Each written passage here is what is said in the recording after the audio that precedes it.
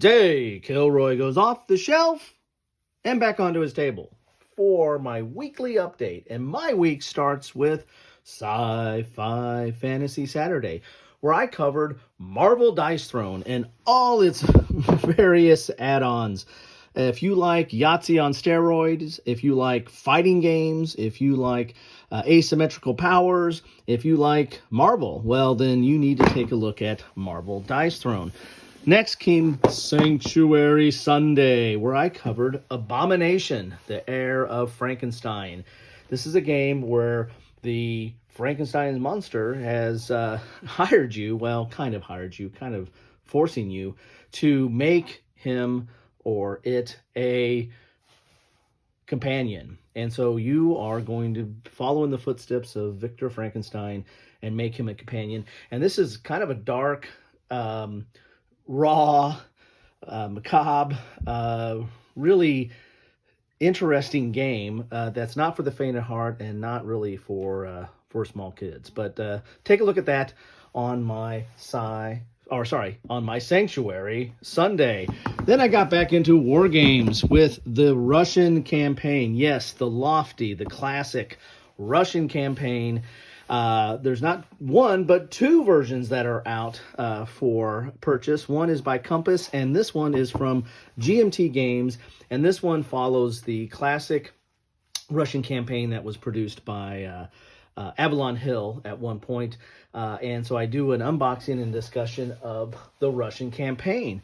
Next, I go into Inferno, which is the latest in the Levian campaign series. A little bit of shine there. This is volume 3, and this is dealing with the Gelbs and Ghibellines from 1259 to 1261. This is in the Tuscany region of Italy, and it's medieval operational goodness. If you like the Levian campaign series, then by all means, you need to take a look at this. This is an extension of that.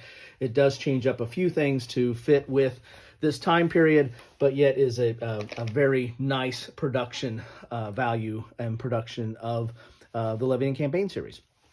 Then I went to Hollandspiele with Ukrainian Crisis and The Little War. Now, this is 2 games in one box, kind of a small box too, but this is produced by Hollandspiele, and the designer is Brian Train. He designed both these games. He designed the Ukrainian Crisis during the 2014 Ukrainian Crisis, I think, when it was the Crimea Peninsula was under attack, and so this was hypothesizing a full-on Russian intervention.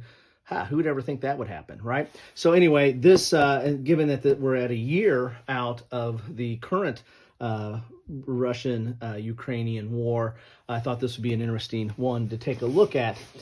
Then I finished up the week with Mac and Lee, which is John Thiessen's second installment in the American Civil War operational series. Yes, I'm doing a lot of operational stuff these days. This is dealing with the Peninsula campaign.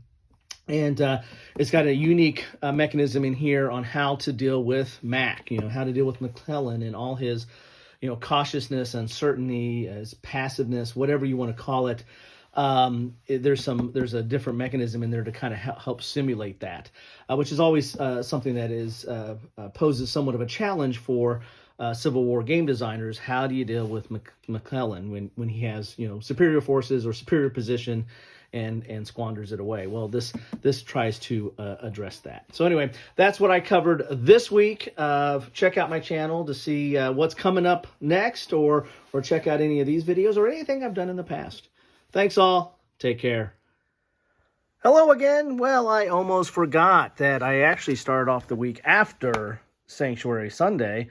I went into the Fields of Normandy, a solitaire war game. This is Fields of Normandy 2 from Mike Lambo. This is a continuation of his solitaire war game system, but it's actually a continuation of Fields of Normandy 1. We don't ever call the first one number 1, though, do we? And so I did a quick coffee with Kilroy and page through of the Fields of Normandy 2. So check that out as well. Now you can go. Dan needs a video. Dan needs a video. Oh my God. Hey, Cup of Joe. I don't got time for coffee.